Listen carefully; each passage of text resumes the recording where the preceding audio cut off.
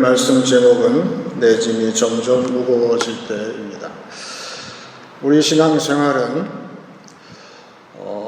매일 달려가는 것도 아니고 또한 100m 달리기처럼 전속력으로 질주하는 것도 아니고 단지 매 순간 한 발짝 한 발짝씩 주님과 함께 걸어가게 되어 있습니다. 그 이유는 주님과 똑같이 우리에게 맞는 십자가가 있어서 그 짐이 무거워서 주님과 함께 걸어가는 것이죠. 그런데 우리는 그 짐이 무거움을 모르는 이유는 주님이 함께 하시기 때문에 그렇습니다. 그 짐이 무겁지 않다가 무거울 때가 있는데 우리 잘 아는 선지자 엘리야를 보게 되면 그분은 보통 기도를 하게 되면 오늘 나한테 맡겨주신 이 짐을 이 일을 잘 감당하게 해달라 기도를 하는 것뿐이죠. 우리는 항상 짐이 있으니까. 그래서 엘리야는 짐을 잘 감당을 했죠. 그래서 보통 감당한 게 아니라 아예 아합 왕 앞에서 막 뛰어갔다고 그랬어요. 그 정도로 성령이 함께함으로 해서 자기의 일을 잘 감당했어요. 근데 아합 왕의 부인이 유명한 여자죠. 이세벨 여자죠. 그래서 850명 그 거짓 선지자들을 다 처단했다는 소식을 들을 때에 이세벨은 그 두목이니까 죽이겠다고 엘리야를 그렇게 선언을 하니까 왕 앞에서 달리던 이 선지자가 그 다음에는 달리기는 달리는데 성격이 바뀌어서 36개 주랭량을 낳았어요. 그리고 나서 광야에 가서 완전히 탈진이 됐어요. 그래서 갑자기 그 짐이 어제까지는 그 짐이 무게가 안 느껴졌는데 오늘부터는 그 짐이 너무나 무거운 거예요. 그만하겠습니다. 하나님. 내가 약해져서 안 되겠습니다. 우리도 마찬가지로 어제까지는 잘 지고 왔는데 오늘 따라서 내 등에 진 짐이 무거울 때가 있다는 거죠. 그 엘리야처럼 이유가 뭐냐? 하나님을 보는 것이 아니라 내 자신을 본 거예요. 내 자신의 연약함을 보기 시작했어요. 그랬더니 그 짐이 무거워지고 하나님은 이 위대한 선지자를 회복시키시는데 어떻게 하셨을까요? 딱 한 수밖에 없죠. 다시금 자신을 보게, 하나님을 바라보게 하셨어요. 그래서 세미한 음성 가운데에서 하나님을 우리가 볼 때 하나님의 형상을 우리는 보고자 애를 쓰죠. 그런데 대개 10중 8구는 하나님의 말씀으로 우리한테 다가오시면서 그 말씀 가운데에서 새로운 비전을 주셨어요. 그것이 7,000명 돕는 사람에 대한 비전을 주셨어요. 엘리야, 너 힘드냐?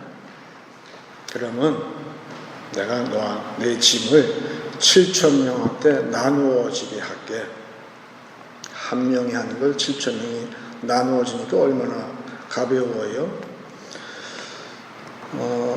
결과적으로는 그 후계자인 엘리사한테 아마 그 비전을 공유했겠죠.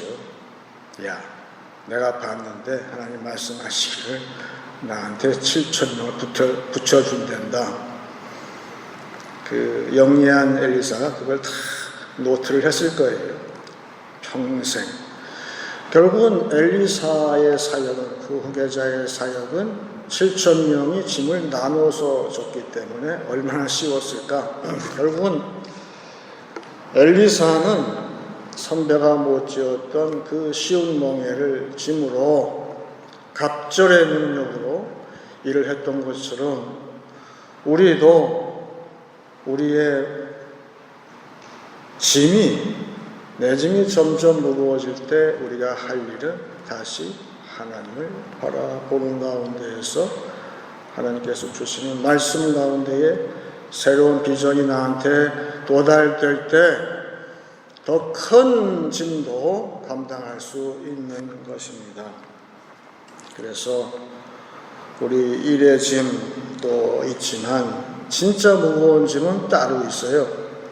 제가 알고 있는 어떤 청년인데 청년 시기에 갑자기 이 청년이 너무 힘든 거예요. 인생이 학업도 힘들고 다 힘들었어요.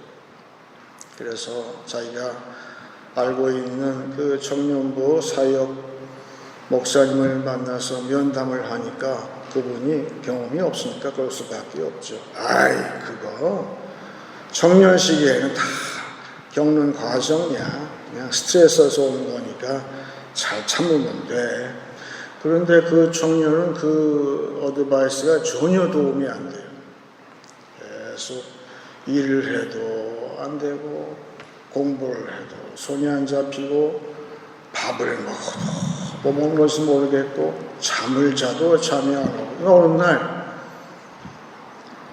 동네의 조그만 교회당의 종소리가 들렸어요.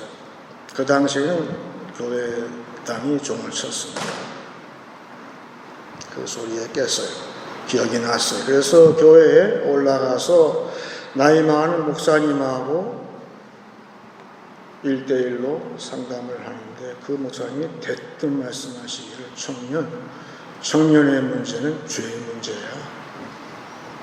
그래서 시편 32편을 들려주시고 회개해야 된다 그랬어요.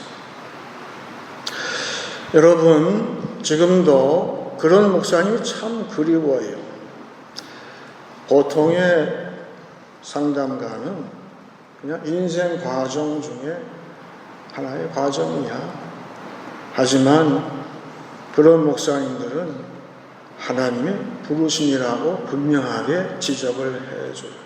청년, 지금 하나님이 자네를 부르고 있어. 그거는 스트레스가 아니고 죄의 짐 때문에 그래. 그래서 유명한 요한복음 1장 29절에 요한은 이 세상의 문제를 이렇게 정리했어요. 만고의 진리죠. 이튿날 요한이 예수께서 자기에게 나오심을 보고 이르되 보라 세상 죄를 지고 가는 하나님의 어린 양이로다. 어쩔 수 없어요. 인생의 문제, 일의 문제, 내 등에 있는 큰 짐 가운데 여러 가지 짐이 있지만 그걸 아무리 해결하려고 해도 점점 더 무거워질 때에는 이 말씀을 돌아가야 돼요. 그거는 죄의 짐은 어떤 짐보다도 가장 무겁기 때문에 이 짐을 해결받아야 돼요. 예수께 나와야 돼요. 그러면 예수님이 그 짐을 대신 맡아주세요. 죄짐 맡은 우리 구주 어찌 좋은 친구인지 그 수밖에는 없어요. 여러분 내 짐이 점점 무거워지고 백방의 약이 무효할 때는 예수께 나올 때 지금 하나님이 여러분을 부르시고 있다는 사실을 명심할 수 있기를 원합니다. 우리 배너 영화 봤잖아요. 오래된 영화. 거기에 전차 경주를 하잖아요. 근데 두 사람이 몰고 가죠. 그게 비유죠. 한 청년은 몰고 가는데 힘을 다해서 막 말을 채찍질하고 막 네 마리 하는데 무서워서 막 근데 결과적으로는 망했어요. 그런데 이쪽 청년은 그렇게 몰지 않죠. 아주 쉬운 멍에처럼 이렇게 그냥 그 말들이 조화 있게 경주를 함으로 서로 협의를 잘하고 계산으로 쉽게 우승을 하는 그런 것을 볼 수가 있었는데 성경에서는 짐을 갖다가 멍에라고 비유를 하지요. 대개 멍에는 짐을 진다는 같은 뜻이죠. 그래서 우리는 옛날 몽해를 맺는데 예수님께서 그것을 세상 몽해라고 하는 것을 벗겨주셨어요. 이제 우리에게는 세상 몽해를 안 줘요. 그런데 혹간 유혹이 있어요. 한번 줘볼까 저렇게. 근데 세상 몽해는 어떤 몽해인가?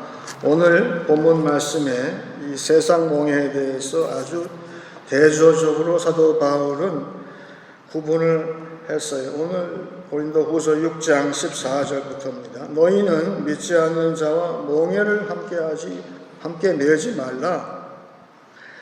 의와 불법이 어찌 함께하며 빛과 어둠이 어찌 사귀며 그리스도와 벨리알이 어찌 조화되며 믿는 자와 믿지 않는 자가 어찌 상관하며 하나님의 성전과 우상이 어찌 일치가 되리요. 세상 몽해는 믿지 않는 자가 매는 몽해고 그것은 불법의 몽해고 어두움의 몽해고 우상인 벨리알 당시에 벨리알의 몽해이고 믿지 않는 자의 몽해이고 우상의 몽해다 그렇게 이야기를 했어요. 그런데 세상 몽해는 쉽게 매는 것 같지만 그 결과는 일이 잘 안 돼요. 거기에 문제가 있어요. 지금 보세요. 그 세상 방법대로 한다고 애를 많이 쓰잖아요. 그것은 그런데 그 배너에 나오는 그 청년, 왼쪽 청년처럼 애만 쓰지 자기의 고집으로 자기의 의로 그것을 애를 쓰는데 다 불법이에요. 그래서 그 몽해를 내가 맺다가는 어떻게 됩니까? 잘 되는 것이 아니라 망하고 만다는 거예요. 그런데 내가 예수님을 믿을 때 나한테 주신 몽해는 쉬운 몽해예요. 비록 그것이 십자가를 지는 것 같지만 그것이 쉽다는 거예요. 그래서 교회에서도 같이 십자가를 지고 이 몽해는 2인조가 한 팀이잖아요. 그 몽해를 같은 몽해를 동시에 두 사람이 또 동물로 따지면 말이나 소가 같이 나누는 거죠. 그런데 그 예수가 주시는 몽해를 결국은 예수님이 이 땅에서 사역하신 때 지었던 그 몽해예요.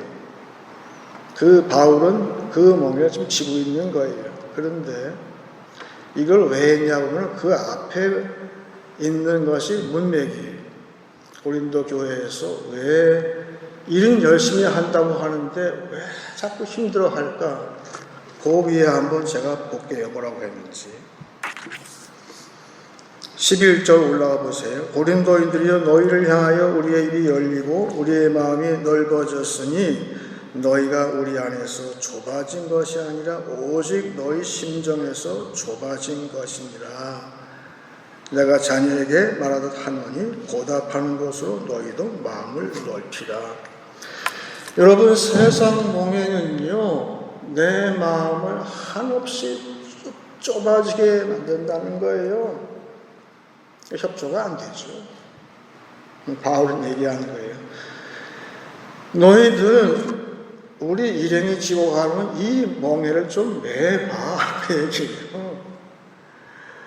예수로 말미암아 십자가를 지지만 무한히 마음이 넓어진 이 쉬운 몽해를 메어라. 니네가 다시금 예수님이 벗겨주셨던 옛날 몽해를 다시 지게 되면 그렇게 된다는 거예요. 마음이 좁아져가지고 아무것도 없어요. 힘만 들지 자유도 없어요. 그래서 여러분 세상 짐을 지면서 내 짐이 점점 무거울 땐 내가 혹시 예수님 몽해, 쉬운 몽해가 아니라 옛날 몽해를 또 쥐고 있는 건 뭐가 있나 그거를 점검을 해봐야 돼요. 우리 찬양, 오래된 찬양인데 그런 찬양이 있어요. 주의 임재 앞에 잠잠해 Be still for the presence of the Lord라는 유명한 찬양이 있는데 그 3절에 가사가 그렇게 되어 있어요.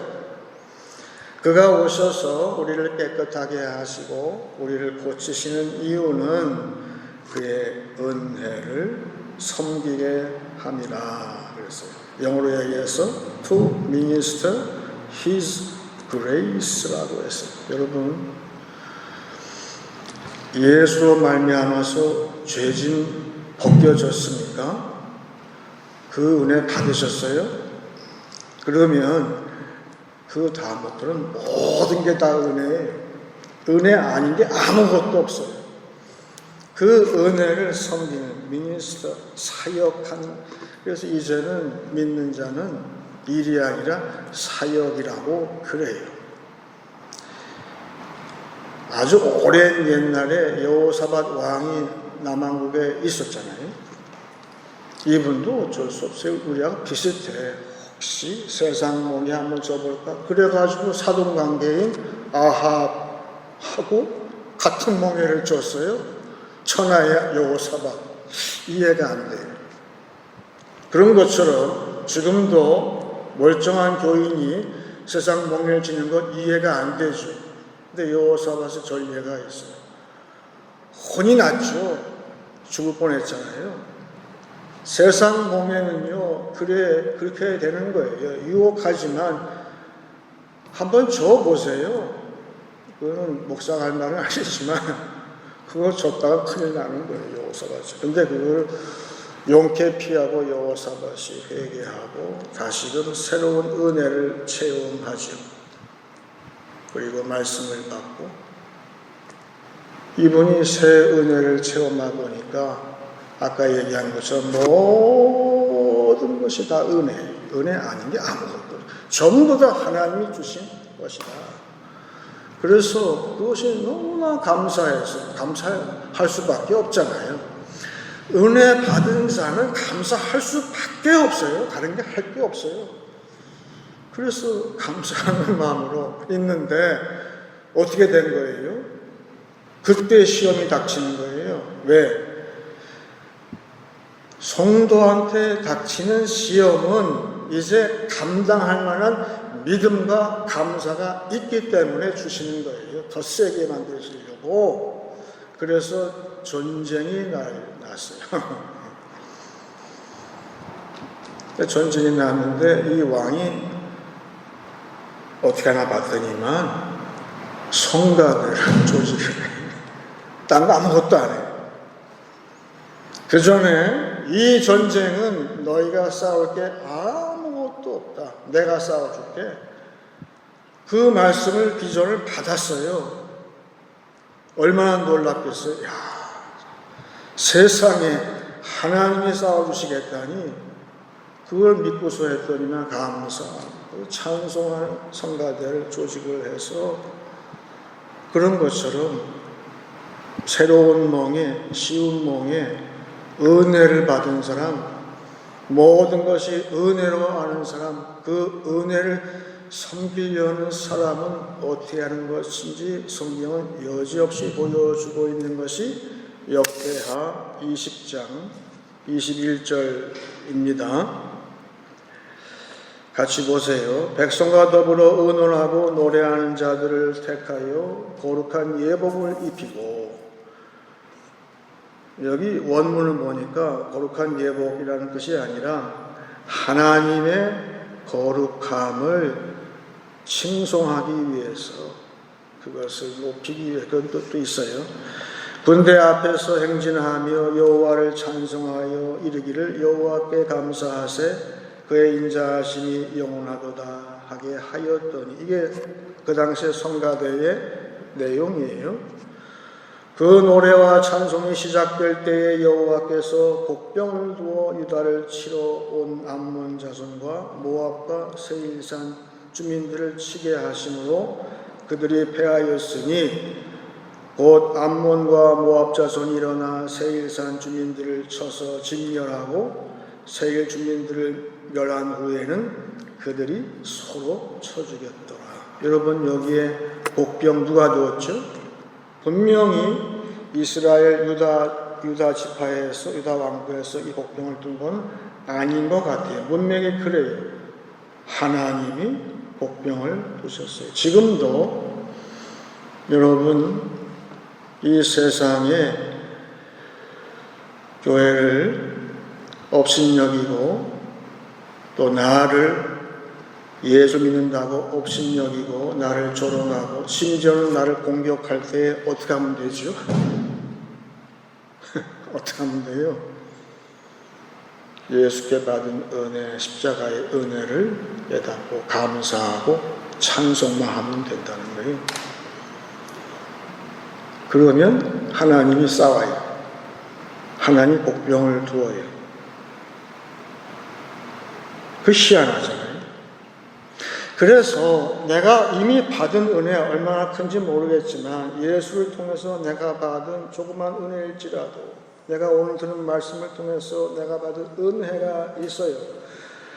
그 은혜를 붙잡고 감사하고 찬송하고 기뻐함으로 그 내가 맡은 일을 섬길 때 미니스터 할 때에 그런 나에게 보수가 떨어진다. 이게 뭐예요? 복병을 두시고 하나님께서 대성을 거두시고 아주 특별한 은혜를 다 유다 왕국에 다 그것을 다 모았어요. 그것뿐이 한 게 없어요. 여호사 왕은 하나님이 싸우시고 그 전리품을 운반하고 다시 큰 찬송대회로 모인 것밖에 없어요. 무슨 말입니까? 지금도 작은 교회, 큰 교회 찬양대가 있어요. 우리 교회도 있어요. 그런데 세계에 있는 혹은 역대 이래로 모든 찬양대의 지휘자 대장은 누구죠? 성령이세요. 성령이 다 지휘하시는 거예요. 목소리 좋은 사람만 지휘한 게 아니에요. 그것은 하나님의 은혜를 감사 찬송하는 거기 때문에 그 은혜에 감사하는 마음으로 봉사하는 모두가 다 성가대예요. 그 모든 세계 모든 교회 전체에 그 찬양을 지휘하는 오늘도 지휘하시는 성령이 있으셔서 이제는 내 짐이 없어요. 짐의 무게가 이제 존재하지 않아요. 여러분 기본적으로 예수 믿는 사람은 짐의 무게가 존재하지 않아요. 안 무거워요. 하나도 안 무거워요. 왜? 도와주십니다. 그래서 엘리야가 봤던 7,000명 가운데에는 여호사 왕 주변에 있는 기도하는 백성 플러스 하나님께서 언제 준비하셨는지 우리도 모르는 사이에 우리를 돕는 복병이 있을 때에 어떻게 됩니까? 세상은 서로 자기들끼리 치고받고 싸우다가 지들이 멸망하는 거예요. 왜 그걸 상관합니까? 우리가 나가서 그 농의를 메고 우리가 왜 해야 됩니까? 아니에요. 우리는 찬양만 하면 돼요. 그러면 하나님께서 그렇게 큰 특별한 은혜, 특혜를 우리한테 주신다는 사실을 거듭거듭 우리는 확인할 수가 있어요. 그런데 세상은 아직도 짐이 무겁다고 아우성이에요. 통계에 의하면 직장인들은 월요일날 오전 11시 17분이 가장 짐이 무겁대요. 사실인 것 같아요. 제 경험에 의하면 그런 것 같아요. 비슷한 것 같아요. 그렇게 짐을 무거워하고 있어요. 그거는 세상 몽해를 지니까 그렇죠. 근데 우리 믿는 자는 달라요. 어떻게 하면 돼요? 그런 순간도 많이 없지만 혹시 그렇게 오늘 내 짐이 점점 무거울 때 우리는 시편 68편 기자처럼 하기를 원하는 것이죠. 시편 68편 19절입니다. 잘 들으세요. 중요한 말이에요. 날마다 우리 짐을 지시는 주, 곧 우리의 구원이신 하나님을 찬송할지로다 셀라. 우리의 짐을 날마다 지신대요. 어떻게 지시나요? 성부 하나님께서 성자 예수를 보내셔서 죄짐을 다 벗겨주세요. 다 맡으셨어요.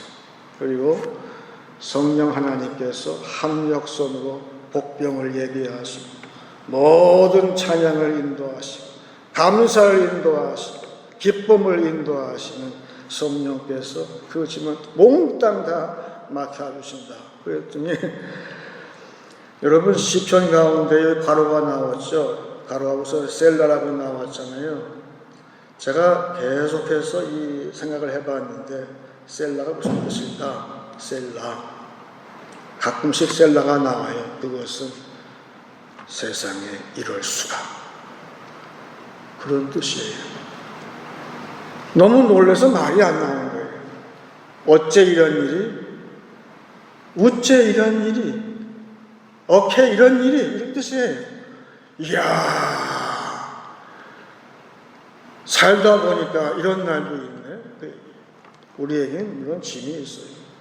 짐이 무거울 때가 있어요. 하지만 그 짐을 벗겨주실 때에 우리는 다 같이 찬양자가 돼서 외치는 거예요. 셀라. 아, 그렇군요. 이게 하나님 방식이시고 하나님께서 주시는 그 쉬운 멍에가 우리에게 있고 그 쉬운 멍에를 지고 일할 때에 우리한테 주시는 특별한 은혜, 특혜가 여기 있다는 사실을 알게 되는 것이죠. 오늘 말씀을 정리하겠습니다. 내 짐이 점점 무거워질 때 그 짐을 가볍게 하시는 하나님만 바라보기 원합니다. 예수께 나와 가장 무거운 죄 짐을 벗는 은혜 받기 원합니다. 우리 짐을 더욱 무겁게 만드는 세상 몽해를 벗어야 합니다. 은혜로 사역하는 교회는 더 이상 일의 무게가 존재하지 않습니다. 날마다 숨쉬는 순간마다 매 걸음마다 우리의 짐을 대신 지시는 성부, 성자, 성령 삼위의 하나님을 찬양하는 한 주간 되시길 축원합니다. 이제 찬송 337장 하겠습니다.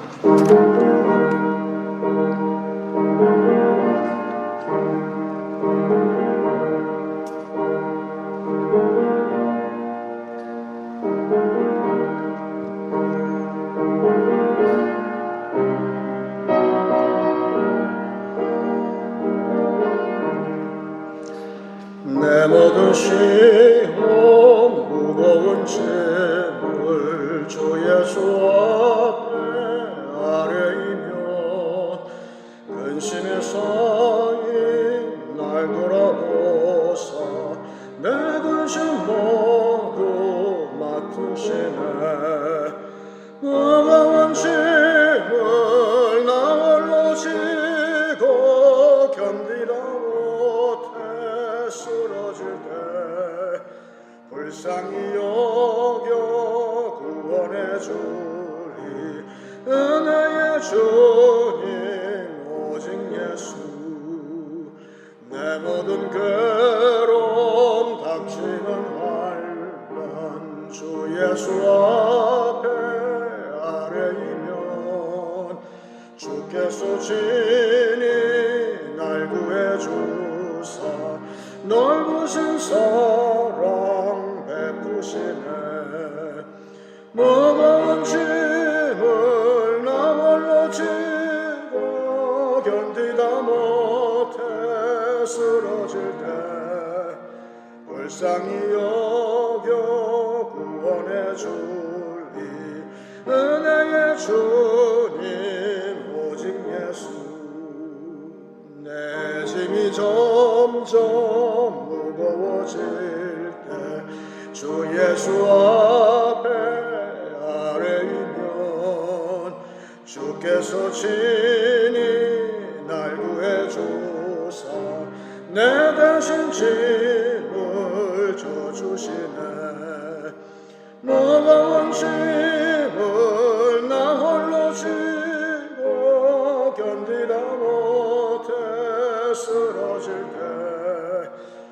불쌍히 여겨 구원해 주리 은혜의 주님 오직 예수 마음의 시험 무서운 죄를 주 예수 앞에 아뢰이면 예수는 나의 능력이 되사 세상을 이길 힘 주시네 무거운 짐을 나 홀로 지고 견디다 못해 쓰러질 때 불쌍히 여겨 구원해 주리 은혜의 주님 오직 예수.